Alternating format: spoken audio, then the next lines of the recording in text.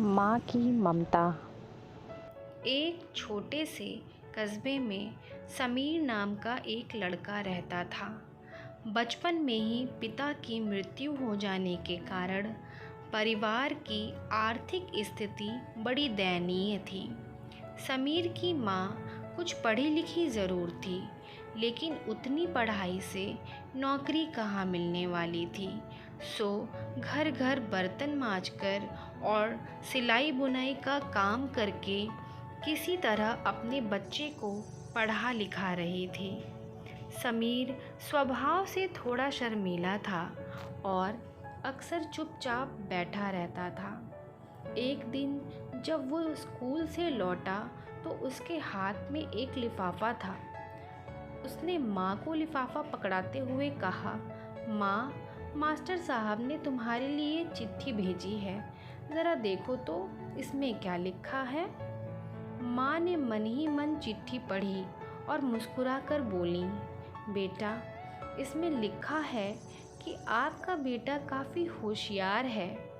इस स्कूल के बाकी बच्चों की तुलना में इसका दिमाग बहुत तेज है और हमारे पास इसे पढ़ाने लायक शिक्षक नहीं है, इसलिए कल से आप इसे किसी और स्कूल में भेजें। यह बात सुनकर समीर को स्कूल ना जा सकने का दुख तो हुआ, पर साथ ही उसका मन आत्मविश्वास से भर गया कि वो कुछ खास है और उसकी बुद्धि तीव्र है। माँ ने उसका दाखिला एक अन्य स्कूल में करा दिया। समय बीतने लगा। समीर ने खूब मेहनत से पढ़ाई की। आगे चलकर उसने सिविल सर्विसेज परीक्षा भी पास की और आईएएस ऑफिसर बन गया। समीर की माँ अब बूढ़ी हो चुकी थी और कई दिनों से बीमार चल रही थी और एक दिन अचानक उनकी मृत्यु हो गई। समीर के लिए बड़ा आघात था। वह बिलक बिलक कर रो पड़ा। उसे समझ नहीं आ रहा था कि अब अपनी माँ के बिना वो कैसे जिएगा। रोते रोते ही उसने माँ की पुरानी अलमारी खोली और हाथ में उनकी माला, चश्मा और अन्य वस्तुएं लेकर चूमने लगा। उस अलमारी में समीर के पुराने खिलौने और बचपन के कपड़े तक संभाल कर रखे हुए थे। समीर एक एक कर सारी चीज़ें निकालने लगा और तभी उसकी नज़र एक पुरानी चिट्ठी पर पड़ी। दरअसल ये वही चिट्ठी थी जो मास्टर साहब ने उसे 18 साल पहले दी थी। नम आँखों से समीर उसे पढ़ने लगा।